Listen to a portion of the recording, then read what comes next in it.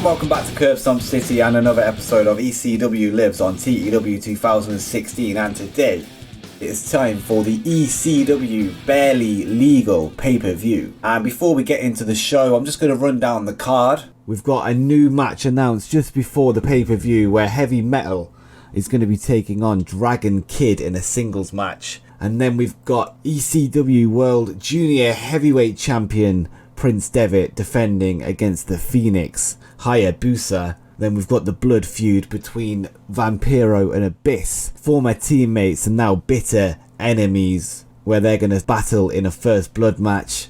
There's rumours that Tommy Dreamer is going to be showing up tonight, but that has not been confirmed. And another thing that hasn't been confirmed is CM Punk's status in the main event, where it's supposed to be his team taking on Team Heyman. And if Team Punk can pull out the victory, Paul Heyman loses any executive power that he currently has in the company, and he will simply be another talent. But something that has been confirmed is Bryan Danielson is out with a knee injury after the assault on ECW Revolt.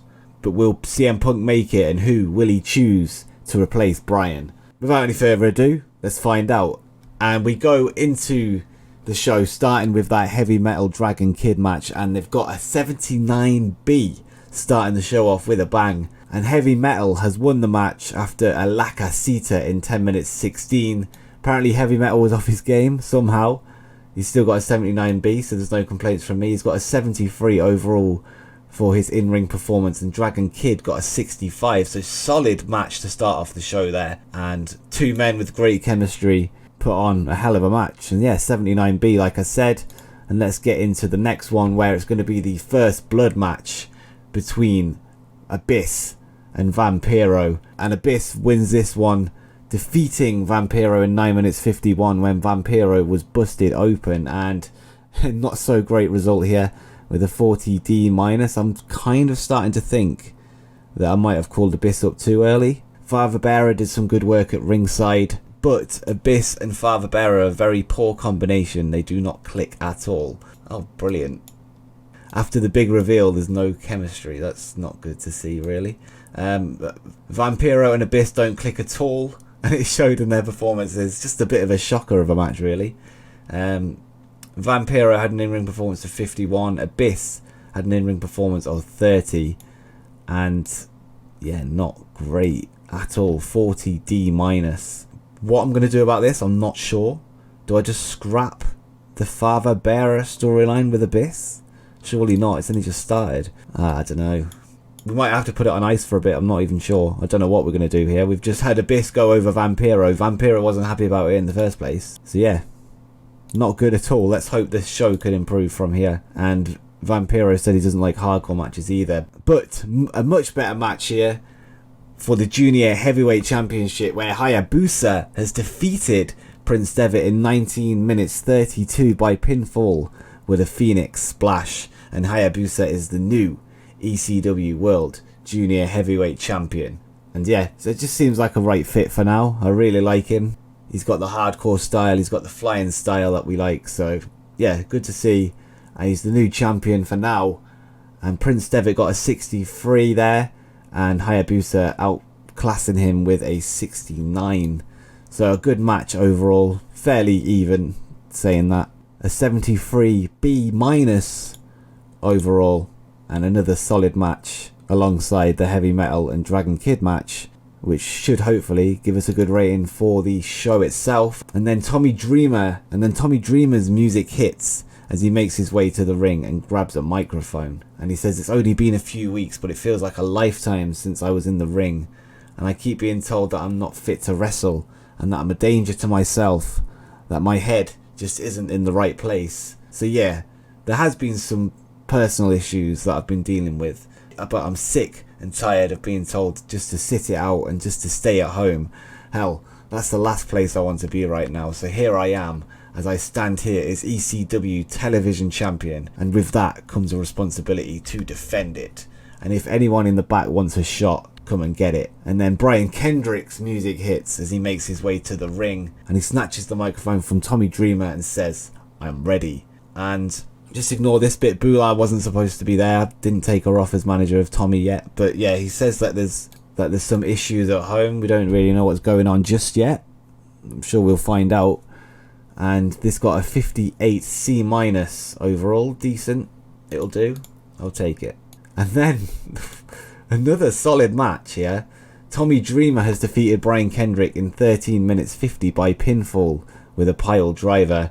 Tommy Dreamer makes defense number 3 of his ECW World Television Championship, so despite his problems, he's managed to pick up the win against a struggling Brian Kendrick, who has now lost 3 on the bounce.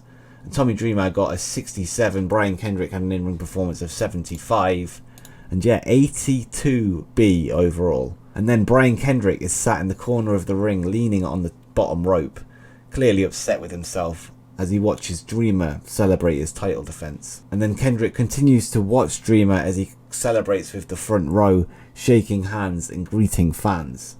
And then a hooded fan in Sting face paint grabs Dreamer's arm, and the man pulls Dreamer towards him as hard as he can, driving his hip into the steel barricade, and he jumps the barricade as security struggle to stop him. He fights off the security, takes off the hoodie, and he uses it to wipe the face paint off. And Joey Styles says, "Oh my god, it's Raven. What the hell is he doing here?" And then Raven throws Dreamer into the steel steps and then into the ring. Dreamer lays in the middle of the ring as Raven stands over him with his arms spread out. It's almost like the WWE shackles have been released. Raven screams into the air as Kendrick watches from the corner of the ring. He's in awe. And Raven is back. If you remember, the contracts were coming up for WWF earlier in the series, a few episodes ago now. One that I didn't show you that I kept secret was Raven, and he's actually back. I can't believe it. If you'd have said to me, if you could bring someone back from WWE, who would it be in this series? And I would probably say Raven, so it's actually happened. And yeah, Raven is back. Kendrick seems to be fascinated by Raven. And yeah, that's the end of that segment. It should be interesting to see where this goes. And then the Dangerous Alliance make their way to the ring, looking extremely confident about tonight's match. And Heyman has a huge grin on his face. And then CM Punk's music hits as he walks out onto the ramp to reveal his team members. And Heyman and the Dangerous Alliance are laughing at Punk, who has his left rib taped up after the assault this week on Revolt. And AJ Styles' his music hits. And it's the man that Heyman screwed over, and he made sure he didn't get any title shots for the rest of the year. But AJ wasn't banned from the company, he just chose to leave 401. But now he's back tonight to fight against Heyman this time, and to hopefully remove him from power, which could overturn the decision, you never know. And then there seems to be a delay as the third man doesn't show up. And then Heyman says, "It's just you two. This is going to be easy." But then, from the crowd, Rhino runs out and heads straight for Goldberg as Punk and Styles run to the ring as the match starts in a mass brawl. It is on. This got a B plus 83. And the team has been confirmed. Rhino has joined the team after some doubts at the end of Revolt there, where he put the middle finger up at Punk. But clearly his hatred for Heyman is worth, putting that to one side just for one match. And it is going to be the Dangerous Alliance, the team of Goldberg, Samoa Joe and Danny Havoc, taking on CM Punk, a returning AJ Styles and Rhino. And in the main event, CM Punk, Rhino and AJ Styles have defeated the Dangerous Alliance in 40 minutes 11. So quite a long match here, when CM Punk defeated Danny Havoc by submission with an Anaconda Vice. And Danny Havoc was the weak link, to be expected. Paul Heyman did some good work at ringside. Danny Havoc got a 51, whereas everyone else got a little bit higher. AJ Styles not too far ahead of him at 67. CM Punk with a 72. Rhino with a 78. Samoa Joe with a 79. And then topping the bill is Bill Goldberg with an 80. And overall, we got a 79B. Samoa Joe is improving in performance skills, so that's good to see. But Heyman is no longer in charge of ECW and has lost all of his power. And as I say, 79B in this main event. And then after the match, the Dangerous Alliance leave the arena. The blame seems to be aimed at Danny Havoc, Heyman stops at the top of the ramp as his team make their way backstage. Heyman turns around and looks at the crowd and shakes his head. He walks through the curtain into the back.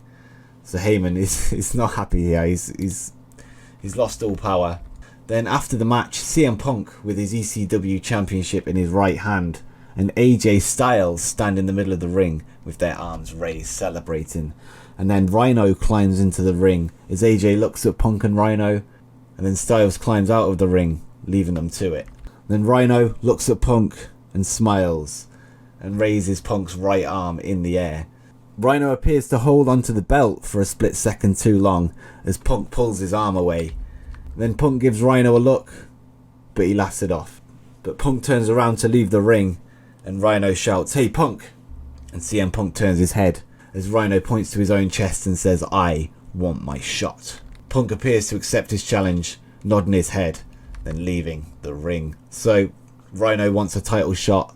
He helped Punk out here, although he was mutually beneficial, but you know, that maybe grows the mutual respect between the two, and we go forward. We get a 93A to end the show. What a result. This could be, you know, the best show we've had in terms of rating. If only we didn't have shitty Abyss and Vampiro, we would be in an even better position. Let's find out what the end rating is, and we get a B81. This one, I think it's cost us there. We could have got a B+ here, I reckon. But hey, I'll take it. We've improved our popularity in 32 regions. And I've just complimented Goldberg, Punk and Styles on a good performance tonight, and they all seem to be pleased. Just over 200,000 buys. Yeah, not quite as many as Black and Blue actually. And in terms of contract negotiations, it is Toyota that we're looking at, and it is a written deal for 5 years. And let's complete that. And she's going to become active in 7 days. Offer to Sabu has been accepted. I think he's an important person to have around just because of his origins being from basically when ECW became Extreme Championship Wrestling instead of Eastern. He was sort of the guy that they modelled it around. Oh, by the way, Jamie Noble's gone on tour with his band for 6 months. So that's that. We'll not see him for a while. It's a long tour though, 6 months, Jesus. But that'll do for now. Hopefully you've enjoyed the episode. Let me know what you think of the pay-per-view down below in the comments. Subscribe with notifications turned on so you never miss another episode. And why not check out one of the videos that you can see on the screen right now. But until next time, peace.